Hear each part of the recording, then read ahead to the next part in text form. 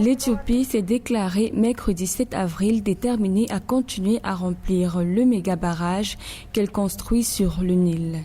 De leur côté, l'Égypte et le Soudan dénoncent l'attitude intransigeante de l'Éthiopie qui, d'après leurs propos, viole le droit international et menace les peuples du bassin du Nil et le Soudan directement. Rappelons qu'il n'y a toujours pas de compromis à l'issue du dernier round des négociations qui s'est tenu jusqu'au 7 avril à Kinshasa en RDC en présence du président en exercice de l'Union africaine, Félix Tshisekedi. Face à cette nouvelle impasse, la présidence congolaise a fait savoir que Félix Tshisekedi ferait de nouvelles propositions pour que les discussions reprennent.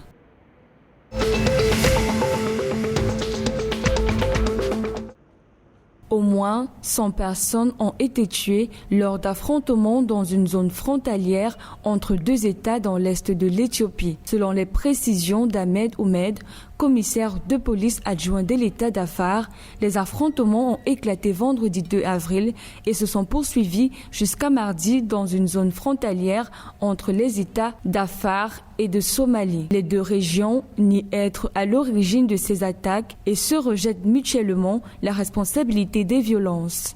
Les affrontements le long de la frontière précèdent le conflit qui dure depuis 6 mois dans le nord et qui oppose le gouvernement fédéral éthiopien à l'ancien parti au pouvoir dans la région du Tigré.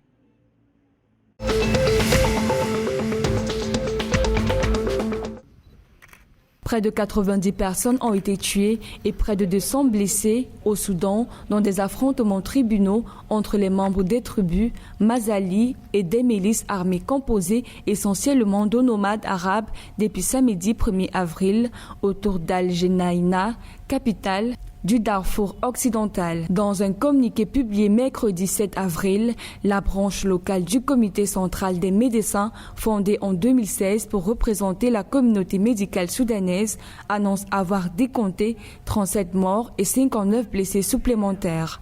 Un bilan publié la veille par le Bureau de la coordination des affaires humanitaires des Nations Unies faisant état de 56 morts. Lundi soir, les autorités ont instauré l'état d'urgence et déployé l'armée dans le Darfour occidental. Les opérations humanitaires et les vols ont été suspendus à Al-Genaïna, plaque tournante de l'aide dans la région, affectant plus de 700 000 personnes selon l'ONU.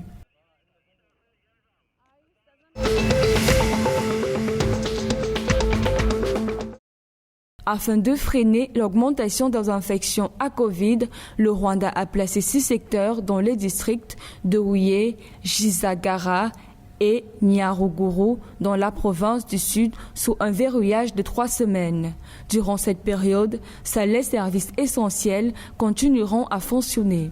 Toutes les activités de construction en cours seront en arrêt, y compris l'usine de tourbe de Akan en cours de construction à Gisagara, l'une des plus grandes usines de tourbe d'Afrique. Tous les rassemblements publics, les veillées nocturnes qui attiraient des milliers de personnes ont également été annulés. Par ailleurs, seuls 50% des travailleurs sont autorisés à se présenter sur leur lieu de travail. Le verrouillage est effectif depuis le 7 avril.